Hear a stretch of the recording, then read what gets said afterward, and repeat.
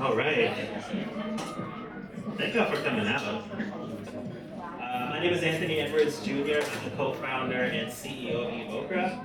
We are a platform that's just helping people support Black-owned restaurants and food businesses and culinary professionals doing the amazing work. I guess I can also say I'm a James Beard winner as of last year.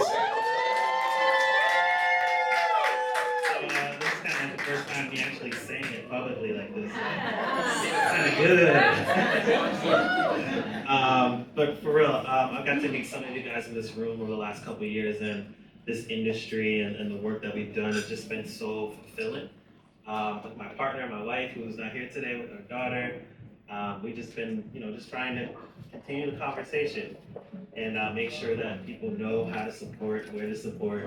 We aren't afraid of saying DEI here or anything like that, and the important work that we do. So again, thank you for coming. I want to thank our host with the green room. John Mobley is running around. If you know him, he's just an amazing dude. So I appreciate him having these conversations with us year over year and being supportive in everything that he's doing and the work that we're doing. And I want to thank 10 to 1 Rum, who's sponsoring the drinks tonight. So please, tip our bartenders today. And thank you to Shamika. Appreciate you stepping in to really help me get this 3C chat, our first one with Clay, over the hill. So thank you so much.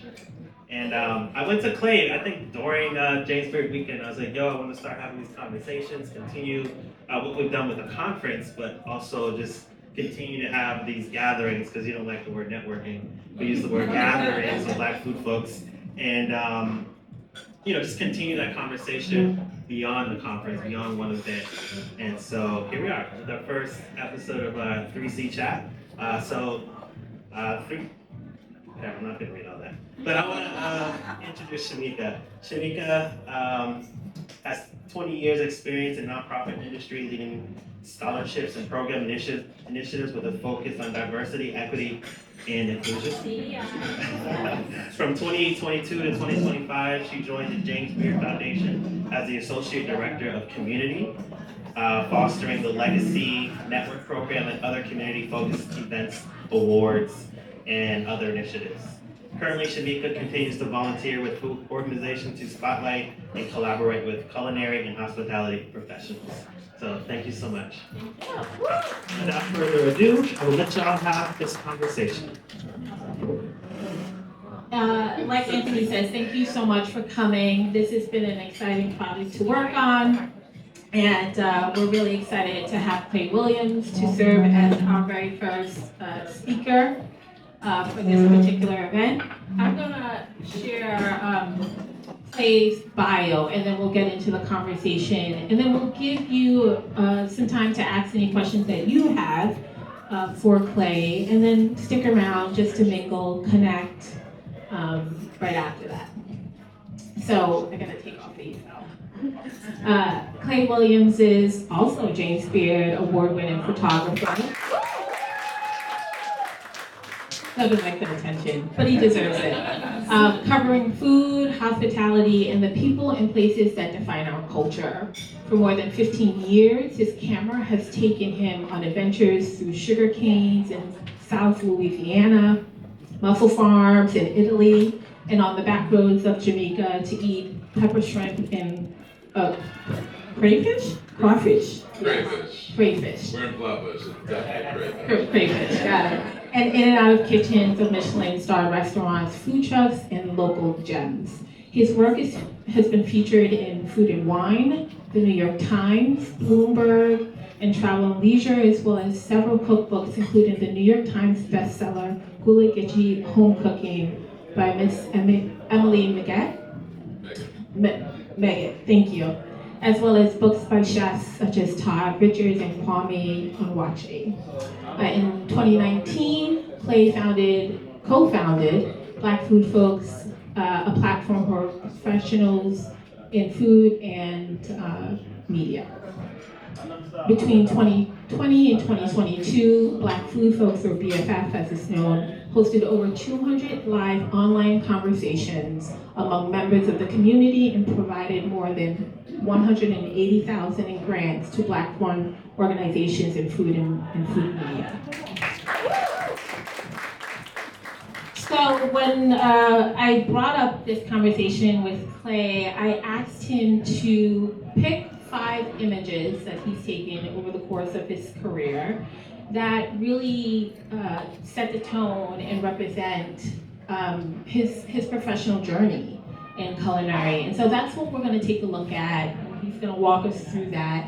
I have some extra questions too, because I'm just curious about the work that Clay does. So when we named this event sort of the art of food, Clay's a person behind the lens. And I think that most of us don't get the opportunity to really experience what he's experiencing, right? Through his lens. So that's what I hope we'll take away from this evening's conversation.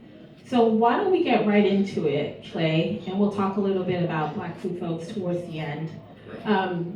Tell us about this sort of fun image that I definitely think represents Black joy.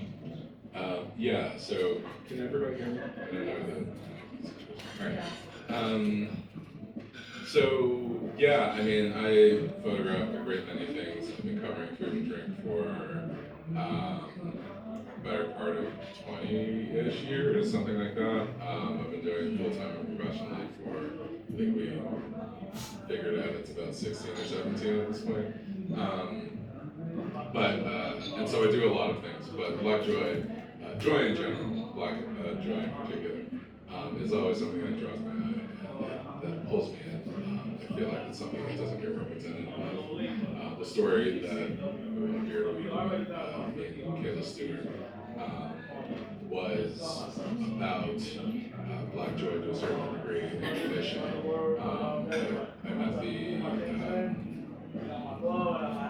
met the couple that the story was about at Resistance Served in 2019, Provost June and Andrew.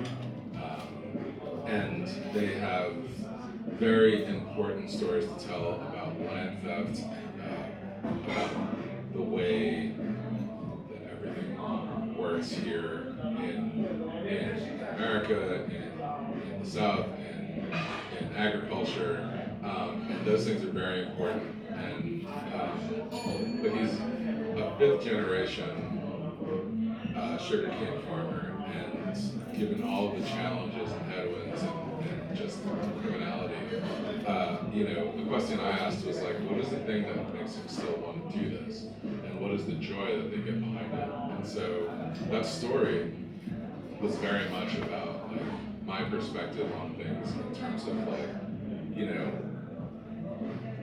yes, injustice needs to be highlighted, but also the joy, also the reason that we do this.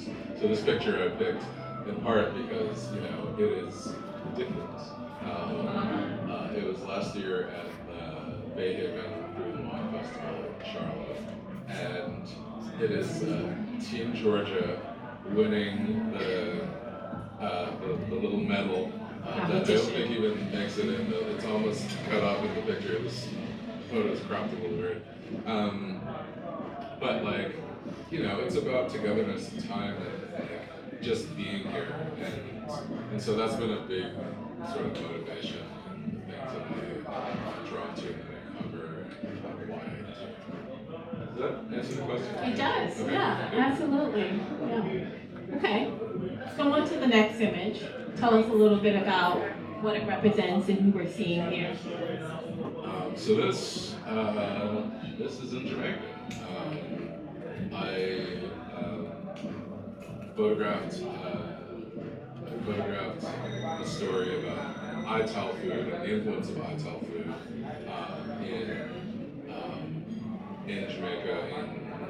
And it was for Travel and Leisure magazine, so it was really about the places where you can get a sort of more traditional vegan food that is not just like American style, whatever vegan like fake meat or like not, like the vegan conversation always sort of looks a certain way here, and I tell food, and I'm looking at Kwame Williams here, who has a restaurant called Vital in Jersey some time ago, and it existed long before that. So this was at a wonderful resort up in the bush in Westmont, and the family behind it create it's a sort of hotel and dining experience, and she creates this wonderful meal. My wife Tammy was here too, and I got to dine there in addition to me taking photos for it. And yeah, I mean it's very much about them telling this real story, and I got to be there and be a part of it. I mean that's the thing that you're always going to hear from me, is that I'm fortunate to be able to be in the room with all the people that I get to sort of help tell their stories. And so this was just another.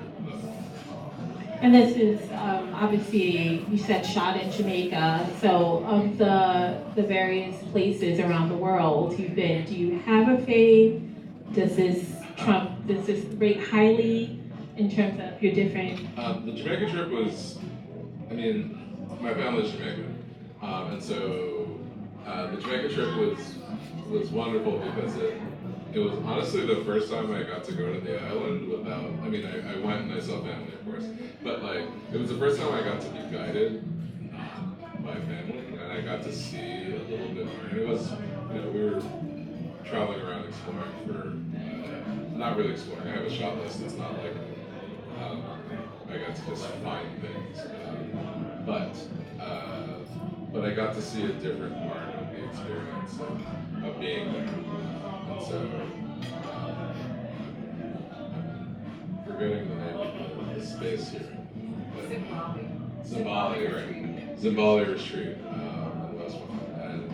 And, but yeah, I mean, it was, you know, I've been going since I was a kid, and every time it's with family, and they are the ones who sort of direct and decide where to go, and go, you don't want to go there, you want to go here. That family. That's how it goes. And so this was one of those experiences that was wonderful, because I got to experience something new there and connect with a different part of where I'm from to a certain degree. And can I ask, when do you know you have the shot? Did you take the shot and feel like this is it? I know. Like almost never. Okay. I find out well afterwards when I'm looking through it. Occasionally I'm certain that was the shot, and sometimes it's right, sometimes it's not. But a lot of times it's just about following the faith of like knowing what you're doing and having enough experience to sort of put yourself in the right spaces and the right positions. And trying to capture it. In fact, I mean, there are a number of James Beard alums in the room. You know, I spent, I don't know, a decade and change, like regularly shooting for the foundation and shooting at the James Beard House, which was a very specific space. You know, you kind of have to know where to be. And there's something about the practice of knowing the space, knowing where people are going to be, knowing how to be there but out of their way, and you know, understanding what the goals are and what people are doing, so that you're not intruding on the moment, so that you get it. You are, you know, present but not interrupted. Right. Why don't we go to the next image? I think many of you might be familiar with this chef. Yeah. Tell us a little bit about the background for this image. I love working with Kamari. I've known her for I guess 5 years and change now. This was a portrait shoot actually for a project that didn't come together. But Kamari is a bit of a photographer herself. She likes to play in front and on either side of the camera. And I had hoped to include her in a different project that didn't come together. But I like to just sort of, I don't like to control a scene too much. I wanted to see what works and what makes sense. And Kamari likes to sort of play with what's going on. And so, she grabbed some bread. She's a pastry chef. And started posing with it in different ways. And this was just one of my favorites from the set. Actually, we just had a shoot, another shoot in my studio just a couple weeks ago, and I absolutely love some of the things that came out, but I'm also holding on to it until a different project comes together. And so can we find this anywhere? Is this on your site? Is this on It might be social on my media? portfolio, but I don't think it didn't run.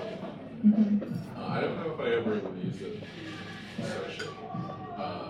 That's one of the things that happens is you just make so much material that social media trains you from that because you're always trying to find something to post day in, day out. But I have a lot of material that doesn't necessarily, I'm still looking for homes for her, still looking for places that are appropriate.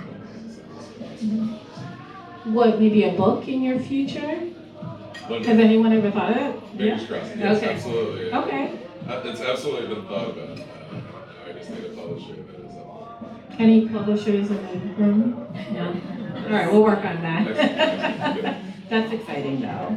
I think what I love about this picture is she seems so powerful. She is powerful, She is. but she looks so powerful in this image. And whether you know Chef Kamari or not, you know what she's about in this image. And I think it speaks volumes. It's a great image.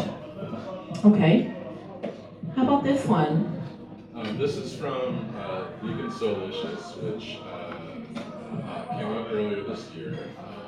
It shows real good. In East Londoner, based here in Brooklyn, Jamaican and Mauritian background. Actually, it's interesting because Kamari's Jamaican. The previous one was in Jamaica. So I feel like for Flatbush, I really wanted to show up. That wasn't intentional, but it worked out. It's not, but it's entirely good.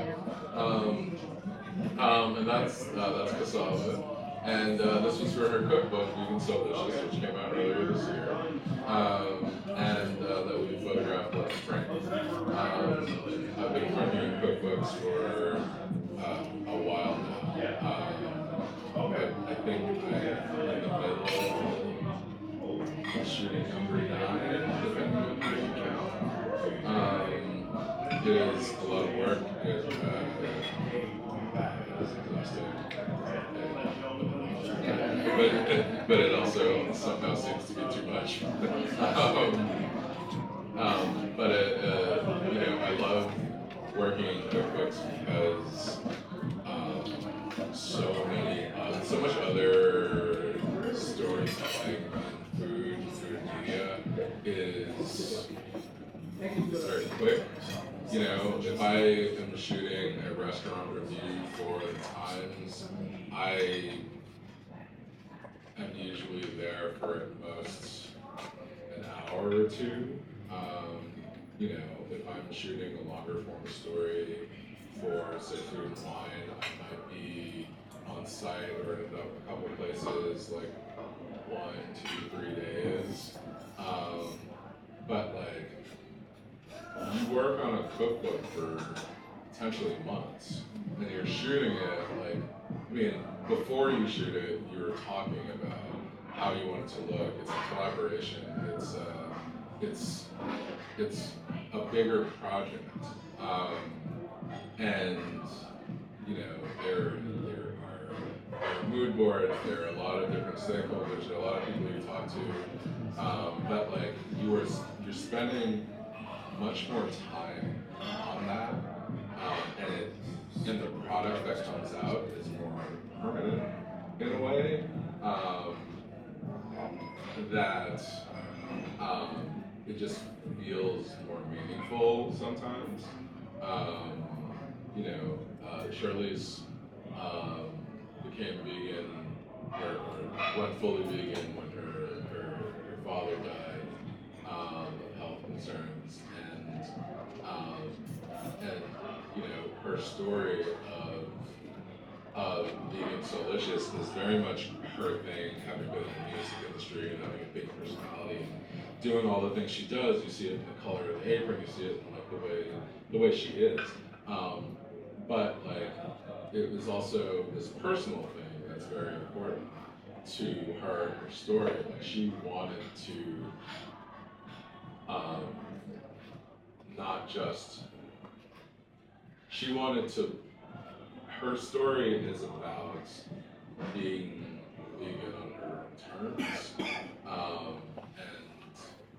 not just being beyond burgers or whatever it is that like the moment says is this what vegan looks like. She wanted to show that you can still have a culture and be about it, and no matter how you sort of like, no matter what your diet is, you can still do that. And I feel like that's important. Heritage. I wanted to ask you a follow-up about working on cookbooks and the meaning and the value and the time. But I did want to point out, I think, while we don't see the chef's face, just seeing her black hands is so powerful. I know of a photographer who is working on a project where she just wants to photograph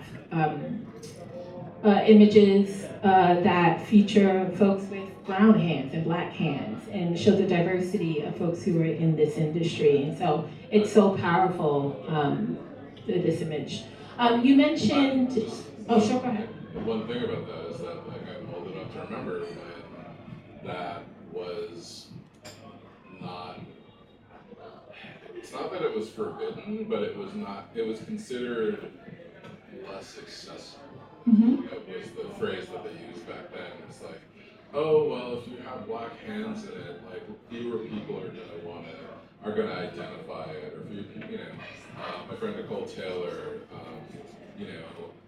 like it was a big deal for her to be able to have her hands in her cookbook, and to be able, and in the stories that she worked on for different outlets and that sort of thing. And that was, I mean, her Up South cookbook celebrates 10 years this week, something like that. Amazing. And, back then, it was not common at all. And I mean, I think that's one of the things that my perspective on the industry has given me is that, like, to understand that, like, we got where we are in a fairly short time, and to know that, like, not to take it for granted. Mm-hmm. Absolutely. Well, thanks for contributing to that, because we need it. I want to go back to what you said about the impact of working on cookbooks, and it reminds me of the Galikichi cookbook you also worked on. And I'm just thinking about, we did a webinar, if you recall, with the daughters of Miss Emily, and that was a fascinating conversation. But talk a little bit about the work that it goes into prepping for a cookbook. There's obviously research that needs to be done, but I'm also thinking about, as you said, the amount of time that's spent on it, downtime, and also time behind the lens. Yeah, the next one is also a cookbook related. Yeah, I mean, it's different from each one. This is the cover of Todd Richards' book that came out almost 2 years ago, that we shot in 2021. I spent a couple of weeks in Atlanta working with him on that, and before that we traveled a little bit to Chicago, to Miami, and here in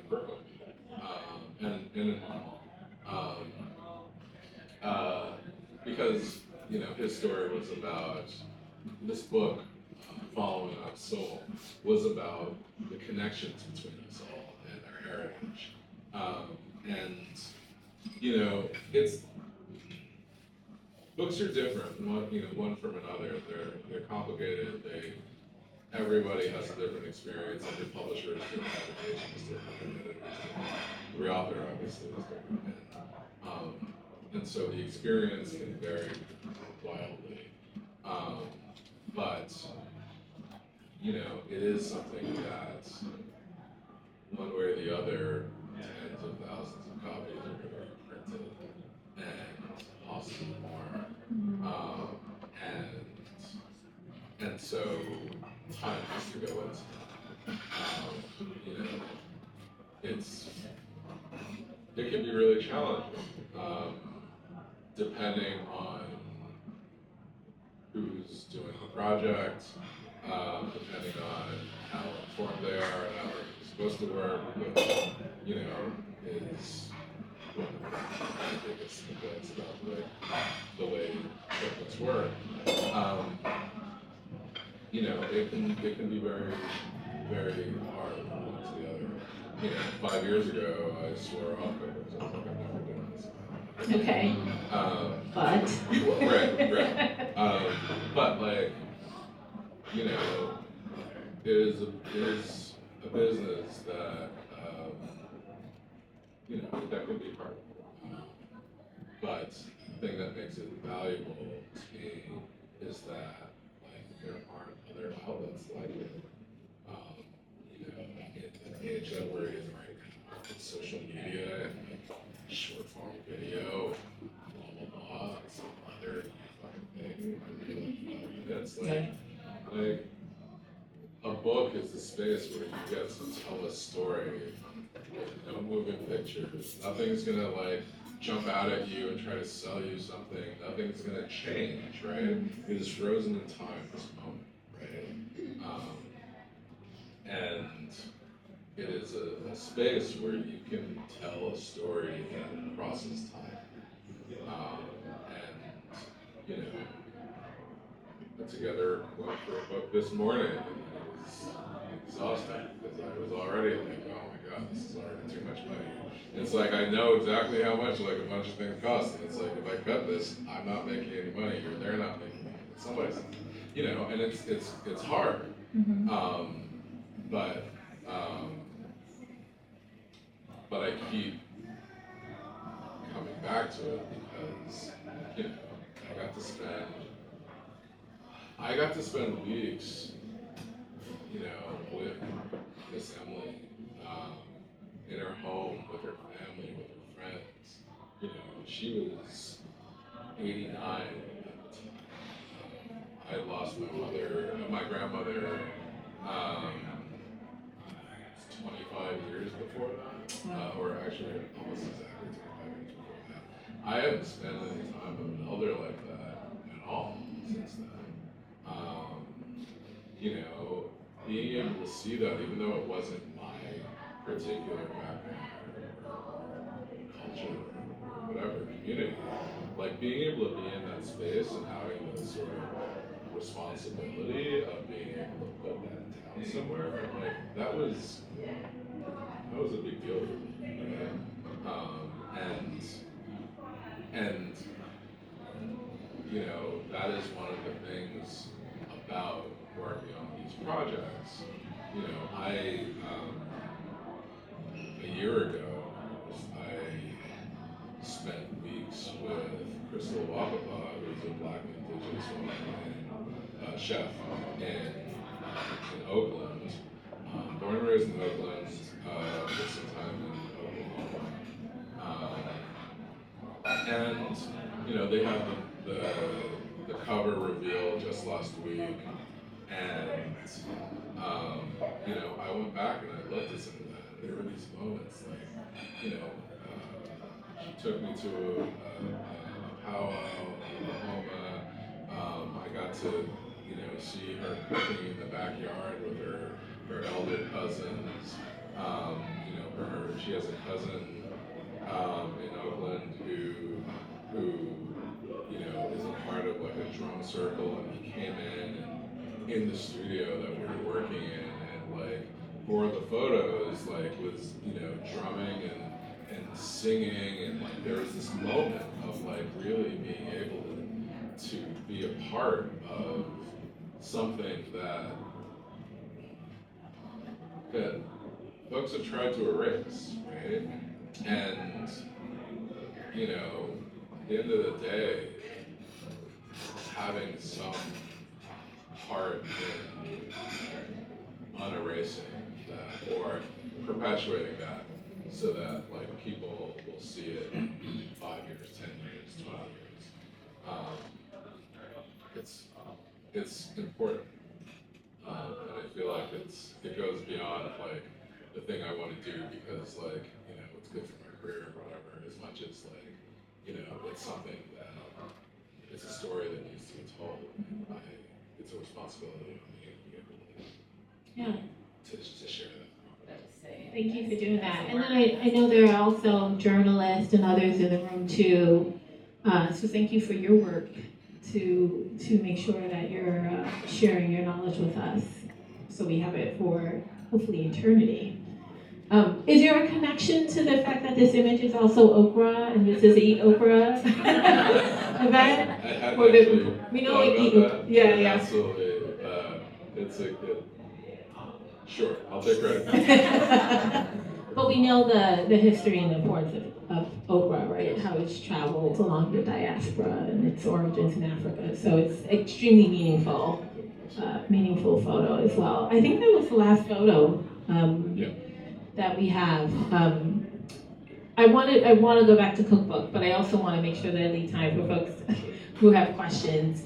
I really thought it would be interesting, as I said earlier, to talk to Clay because he has this different perspective. I've had the honor of working with chefs and others in the industry, but your perspective, as you said earlier, you being behind, but needing to capture something so we all get to experience it. And I think the power of images and words is so important. If we see a restaurant or with those images are so important to us wanting to go dining that restaurant, right, or meet the chef.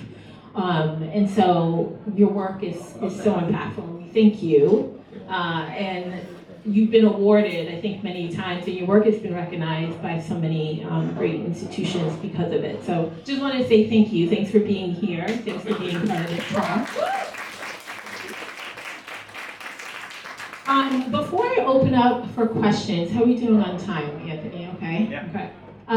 I do want to talk a little bit more about, we got to see a little bit about the work you do day in and day out. Can you tell us a little bit about a favorite shoot that you've had, or a shoot that maybe you've never told us before, many of us in the room, that it was like, you won't believe this was so hard to get this shot, and yet you got it. Like, what's a fave of yours experience during one of your shoots? I mean, it's one of those things where every day is a new thing, and every time there's a challenge. And, I just always feel lucky, sometimes a little scared, like being the one to have to put this in, or to get this picture, or do whatever. If I mess it up, I want to make sure I capture this properly. And so, yeah, I guess you heard about it from time to time, but like, a lot of it is just being able to be there and connect to people and talk with folks and build with them in a way. And I feel like once you do that, then like, the hardest part is over. I've been, I started out covering food. My first food beat was covering street food in 2009. And I was hanging off the back of food trucks.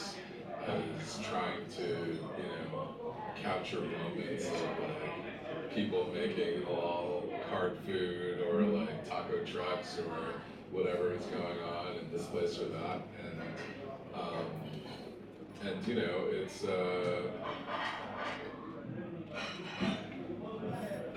the shot can be gone like that. Sometimes you get it, sometimes you don't. But you just keep going. So I don't know about any particular moments. I mean, I think some of the ones here certainly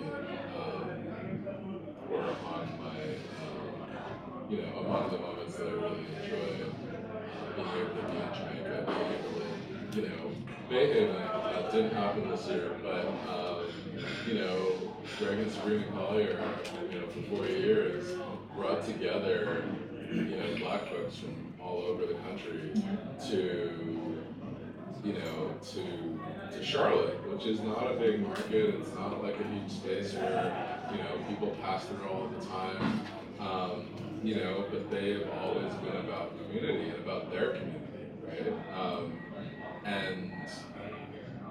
And having folks coming in from Georgia, from Chicago, from Detroit, from wherever, is as much about serving that community as it was about bringing our sort of food community of folks together. And I feel like being in those spaces and those moments, people sort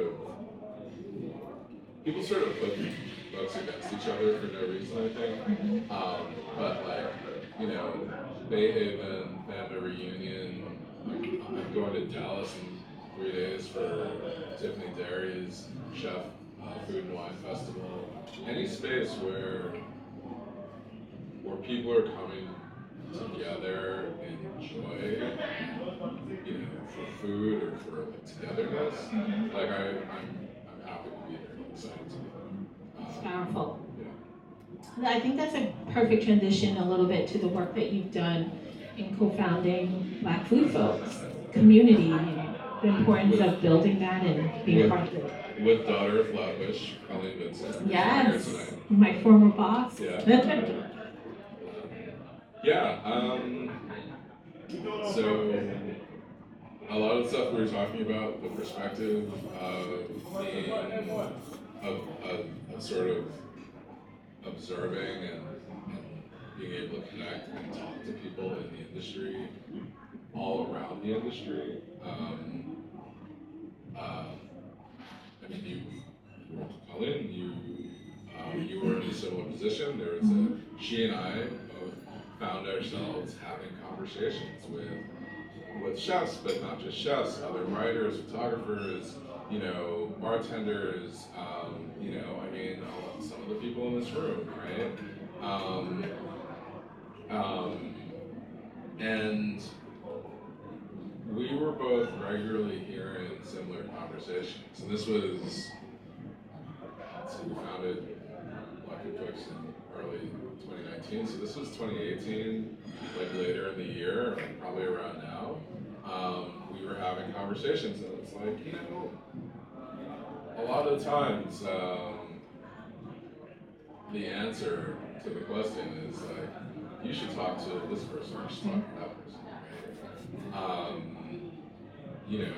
I was talking to Kwame here earlier today, tonight, and I was like, oh, actually, you guys, let's meet each other. Actually, seriously, you guys meet each other.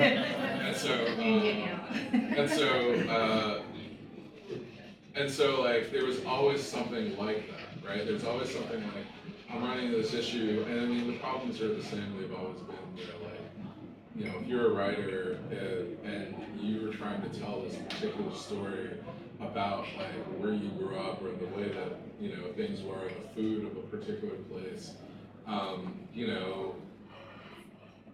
and you're talking about Black food, then like your editor is like, well, is this soul food? And it's like, no, I'm Jamaican, or like, no, I'm from Detroit, or I'm from LA. You do French cuisine. Place, right?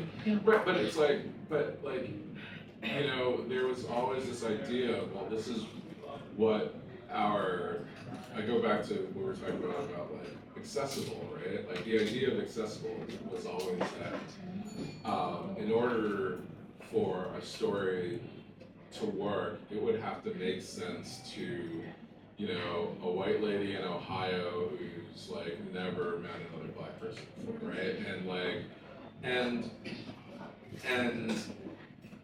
you know, that same logic applied to restaurants, it applied to photography, it applied to any sort of storytelling you wanted to do, or any sort of creative practice you wanted to do.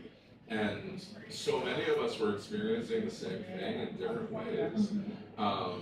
And you know, I follow the lead. I already mentioned Nicole Taylor, who you know, was when I was starting out. Like we came out together when I was starting out. She knew a ton more people than I did, and it was always like, you know, oh, you don't know Colleen?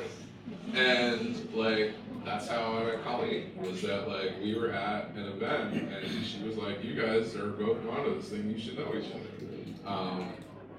And it was that like it was one of Colleen's like weird on books things. I want to say it was one with Tony Tippett Martin doing the Jemima Code all those years ago. And but it was really about like putting people together, right? Like putting folks in the same space so that they can build on, you know, they can build together, so that they can share ideas and figure out how to move forward on their own paths and together, right? You know, there are a number of folks, a couple of folks, it's a Shelley, it's a Kamani, who were in the room, like at that first event, which was just a couple blocks away from here on Parkside, in Tammy's dad's tax office. Sorry, right, Colleen's dad's tax office, sorry. You know, because West Indians, that's how they go. You can't just have a tax office, it's gotta be an event space too. And so like, you know, it was just one of those things where it's like we said, well, why don't we just put people in the same room? And folks came in and, you know, we had 2 blessings for everybody. And it was just on a notepad, and we never actually did something with it in the long run with it. But for me, it was most important for people to think about. And I mean, it's still important here now, is that like, coming into the room, you know, what are the things that you feel like the community can help you with to succeed? And what are the things that you can offer to people in the community in order to help other folks succeed, right? And if you're going into the rooms, this is why I don't like networking as a term or as like a practice, because I feel like networking is all about the one part, which is like, what can everybody in this room do for me? And community is about like, first, what can I do? What can I offer? How can we help each other? How can we help each other, right? And I feel like that's the essential part of community, of what we do, what we, you know, what Black Food Folks is about. Thank you. And with over 200 online conversations in 2020 to 2022 during the COVID, that is remarkable, plus the funding that you've been able to dole out. So thank you for sharing that. Sure.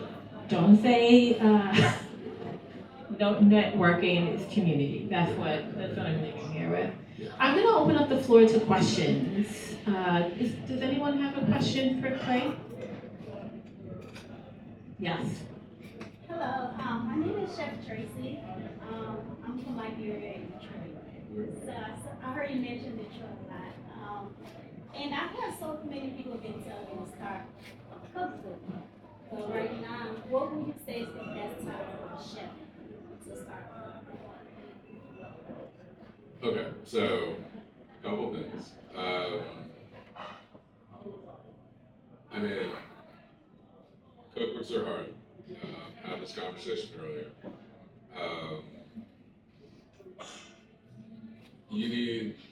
You should start working on your story. Working on, you know, before you go out and tell everybody you want to cook, before you reach out to anybody, you start putting together the ideas behind it, right? You start, and I actually, I'm gonna roll back a second and say that I don't have a cookbook. I don't have a book. have an agent, and I hope to have my own book at some point further down the line. So I'm not an expert in this, right? I've been a part of the process, but I always come in like near the end as a photographer. But that said, what I've heard from people, what I've been told, what I've heard other people have experienced is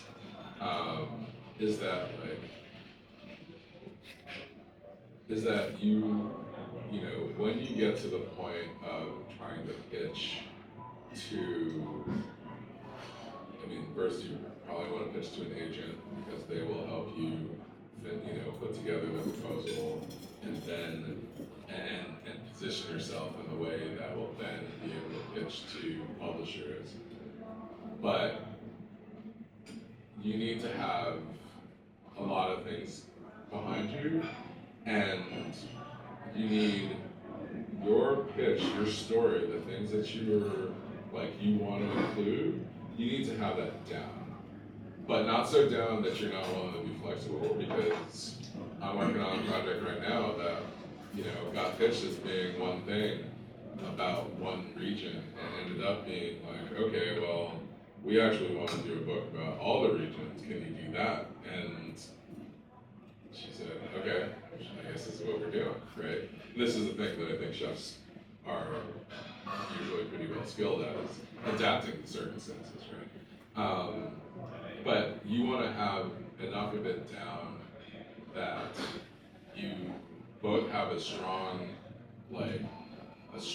thing to show, but then also you're flexible enough to be able to say, okay, well, I can pivot to this and that or whatever, right? Second, you know, the nature of the industry right now is that you need following.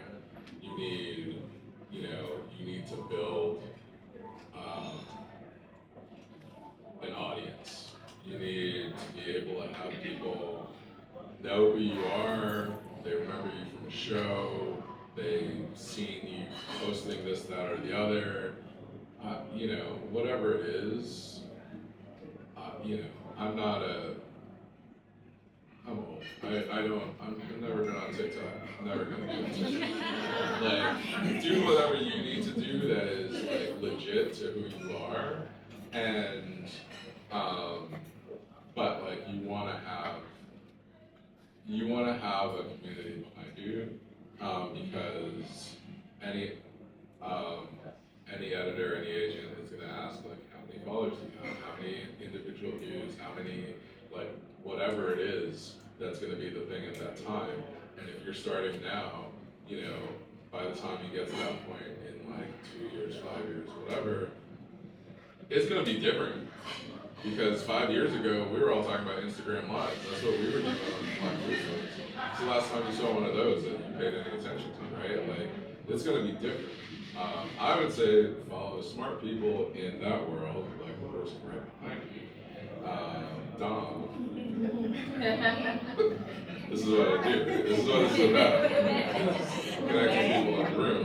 But like people who can intelligently talk about what that world is, because it's important.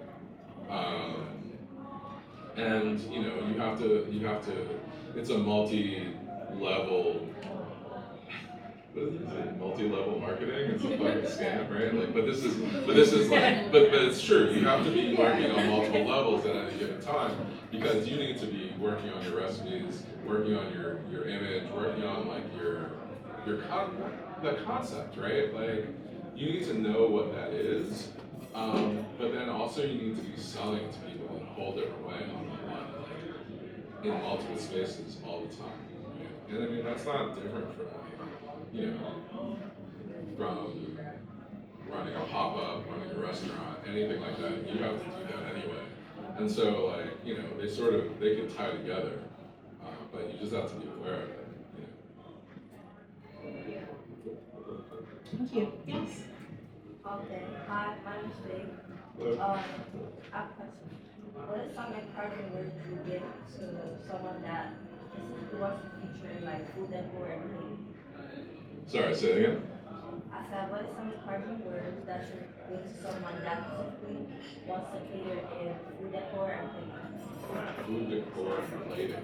Yeah. Like styling. Yeah.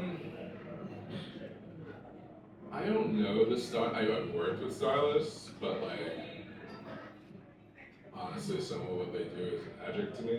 Like it's just one of those things, right? Like people put food in front of me and like, oh, take a picture, and then that's a lot of my job. But like, there's a difference between like, you know, sitting in a restaurant and like taking a picture of a dish and like working on a cookbook and having a stylist, and it's multiple stylists because like everyone talks about the food stylists, prop stylists are fucking magic. They bring in stuff all over. You're like, where did you get that from? What is that? Right? And they put it in place in the right. They're literally creating scenes for it, right? But if you're talking about food specifically, Yeah, like how? I would look up every food stylist. Like just I mean I mean what's that? NYC food. Hey. Muse. Yeah. Luciana Lamboy and I have worked together many times. And local to Brooklyn, possibly also Flatbush. I'm gonna shout out Flatbush. I'm from that side. But like, but yeah, I mean, look up people who are doing it on, you know, on Instagram. There are very many of them.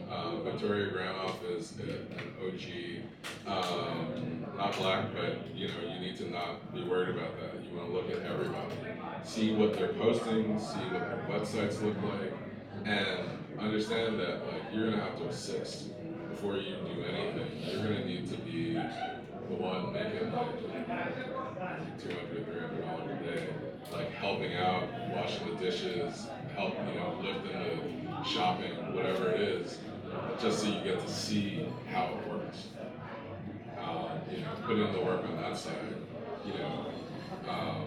But like, you know, but it's very important to like look at who's doing the work and how they're doing it, and try to learn as much as you can while you can. And don't hesitate to reach out. You know, I think the great thing about social media is we do have easier access to folks. So if there's someone that inspires you, reach out, see how you can get involved. Yeah, absolutely. One more? Yes. Sure. Yeah. Hi. My question is, like, for a beginner in terms of photography, what's a lens or camera that you would recommend that can capture the moment really well, but isn't like on the $4,000? Affordable.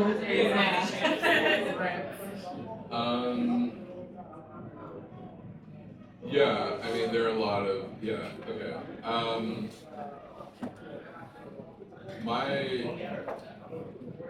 I have a bunch of different lenses that I work with. I have my favorites. My favorites aren't necessarily the most versatile ones.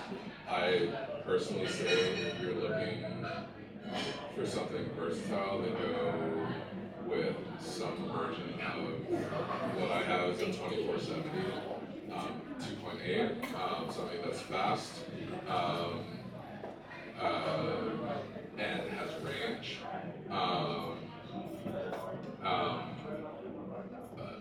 If I'm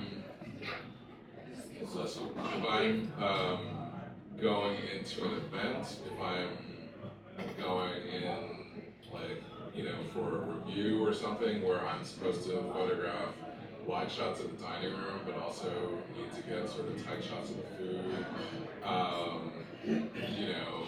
that, and I don't have room to carry like 2 to 3 lenses, or like I'm running around and I have to I'm at the beard awards and I have to go to like 30 tables and I have to photograph the chefs and the chefs and their team and their food, and then also randomly, whenever possible, everybody out there having fun, right? Like a 2470 is the lens I'm gonna have for almost the entire time, because I wanna be able to get the wide shot, I wanna be able to get the tight shot, I wanna be able to get close up, and I wanna be able to get far away. And so something along those lines. Yeah. Thank you. Yep. And we have one more question. Hey, Shelly, how are you? amazing. So proud of you. I got two questions actually. Different She said one I question. know, but you already know what it is. All right. Okay, so first question, a little bit more on the emotional, personal side. Is there ever an image that you captured that had it be, because I think they're all food memories, that made you cry from joy or from ache? First question. Second question is for a takeaway for the room. As you use very words of responsibility and unerasing certain things, how can we play a part in that and pouring back into community in terms of this microwave culture as far as these taking pictures very quick? What are some words you can leave us with? Alright, I mean, as far as like emotional resonance and like particular moments, you know, I go back to that particular moment when Crystal's cousin was drumming in the studio. I just looked back at it recently because I'm probably gonna post it at some point. Once the book is like in this stage, I can start like putting out stuff, put out work here and there. And then similarly, there was a moment when photographing Gersha, which is a black, an Ethiopian Jewish book. I think the first and only Ethiopian Jewish cookbook in the States, at least. DJ has a restaurant in Harlem, Balsam Cafe, and there was a moment when she was, she was doing a ceremony over the table, and we were photographing that, and it just felt like, you know, it felt like something that certainly that I never experienced before, but also that like the people who read this book, I feel like will probably not have either, and so it you know, you get these moments periodically where it's like, well, this is why I'm doing this, and you know, those are just two of them. You know, there was a lot of time on Edisto with assassinating our family, you know, running around with Todd and just being a part of the reverie of Charlize's space. You know, I think each project has something like that. I'm working on a Brazilian project right now, and we did the recipes last month that we're doing on location stuff in a couple of weeks. And, you know, and there were moments then, and I'm sure there will be more, that, you know, will make me feel like, yeah, this is what makes all of this work, right? Yeah. Oh, and the other one, I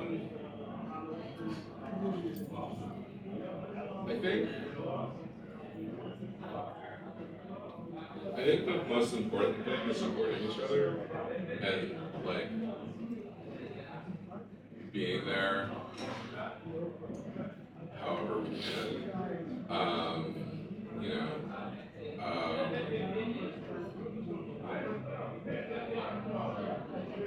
we're all trying to keep our heads above water. We're all trying to deal with all the bullshit happening every day. We're all dealing with all of that, and we're all still trying to succeed and make our businesses work and make our careers work and all that. And when you see your people, like I'm not saying you gotta reshare like every single thing that you see in your feed, right? But like, cause you know, that's a little much, but like, you know, you see, when I see you're doing a pop-up, or Piggy is doing something, or Kwame is doing something, like, I want to make sure that I'm doing something to spread the word, right? And if that's sharing it in my stories, if that's doing the repost thing, if that's just word of mouth, telling someone I know that that's happening, you know, then that's what I can do, right? And I feel like that's more important now than any other time because, like, you know, I mean, 5 years ago they were throwing money at us, and that was great, and that was awesome. But like, I could have and did say back then that, like, you know, that shit's gonna end, and you know, and we're gonna have something to show for it that doesn't depend on that being there, right? And so we're at that moment, we're past that point, right? Where like we're still here in this room, we're still doing our thing, and if we can't rely on anybody else, we need to be able to rely on us. And that doesn't mean that, like, you know, you show up at somebody's door with like a suitcase and like, oh, you got me, right? but like, you know, but it does mean like being able to like have a conversation with somebody, right? And like, you know, not just dropping in somebody's DMs to be like, you're doing this wrong, but maybe saying, hey, if you need help with that, let me know, right? I mean, you know, I've watched you do your thing for all these years, and you know what the problems, you know all this stuff. People are working, and they're launching their things, they're trying something new, and like you see somebody, you hear about somebody doing something, you just like say, hey, you know, we're doing this, or like, you know, you're gonna be at a market, you know, ask if they want to help, right? Even if it's like I could use some hands here, right? And just so that they can see what you're doing, right? And if somebody in this room who I don't know or whatever like is starting up, you know, talk to Shelly, right? Like talk to Vicky, right? There are folks in this room who are at different parts of their careers, and we can all, you know, we can't just. I mean, it's not going to be Wu-Tang with like 20 people on stage, right? But like you can put somebody on in different ways, right? You can tell somebody like, you know, this is what I did or this is how I did it, right? And you know, you don't have to be the auntie like volunteering too much, like you should do this, you should do that. But like you can be the person who's like, I'm here to talk. I'm here if you need to talk. You need some advice, whatever. Thank you, Clay. Quick one, Valerie. Quick one. I'm sorry, I couldn't let the go past. So, I'm Valerie. I do culinary PR. Clay and I have been in many rooms together, and I think one of the things that, or probably the thing that endears him most to our industry is that he is documenting. He's documenting what, in particular, Black makers and creators in this space are doing, and he's graciously doing it across the country. And he, I feel like, probably has volumes and volumes of this now together. And so my question is, how can we support you in putting these volumes together so we can enjoy them with you? How can we get that book going?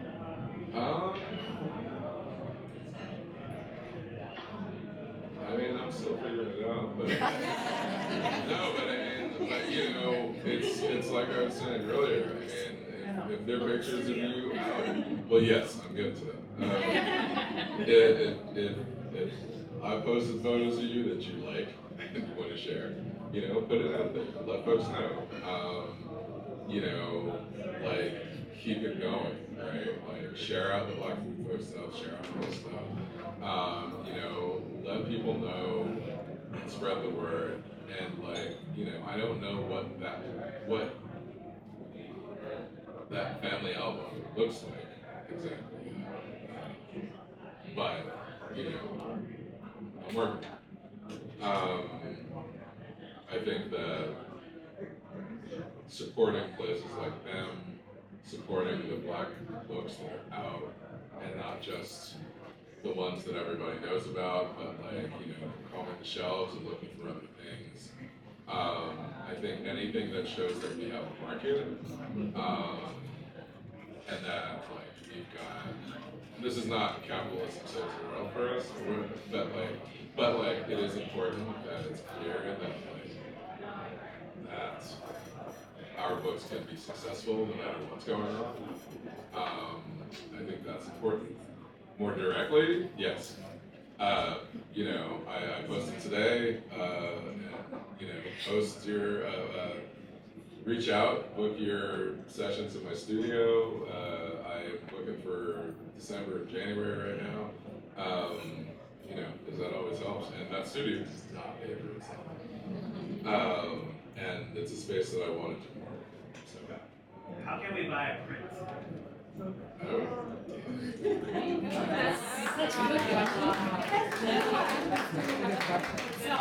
Oh, that Oprah one. Yeah. You know, I haven't done that so much, but reach out to me individually if you have particular images that you want to have printed, and we can figure it out. But yes, I can. That's certainly possible. Certainly. Thank you. Thanks. That was a great question, Valerie. Well, I think we're going to wrap up. Thank you, Clay. This was a really interesting conversation. Clay, you can carry on with social media, Ultra Clay. Yes. Okay. At UltraPlay on Instagram, and of course at Black Food Folks on Instagram. We're on Facebook, but it's basically just everything that goes from Instagram. Yeah. So. And then also Black Food Folks as well. You can also Yeah. find them there on Yeah. social media as well. All right. Well, Anthony, do you want to say a few couple words? Thank you all again for coming. We really appreciate you taking your time out. Thank you so much for coming and your time today, Clay. Thank you again for bringing the visuals and the commentary behind it today. I know many of us don't get to share Clay in this way, so I really appreciate your time today. Shamika, thanks again. We will transition into a Black Food Folks gathering for a few more hours and to celebrate and have more community, there'll be more food. Please purchase drinks. More importantly, follow EatOkra, download the app. EatOkra, the app, on all social medias. Thank you to all the chefs, all the food community, Chef Darian coming all the way from Buffalo, spending time with us today, Chef Picky, Dom, PR folks, Valen, I mean, All the way there's so from many Harlem. That's a trend, that's saying something. That's saying something. But thanks to our hosts, please thank them today, please tip. Buy food, eat food here, it's really good. But thanks again for coming. Just to say that this is our first Culinary Creative Chat with Clay. And there'll be a few more coming, so we're gonna have more conversations. We're not just gonna be here in Brooklyn, so we coming to Harlem, we'll be in Manhattan. And yeah, thanks again.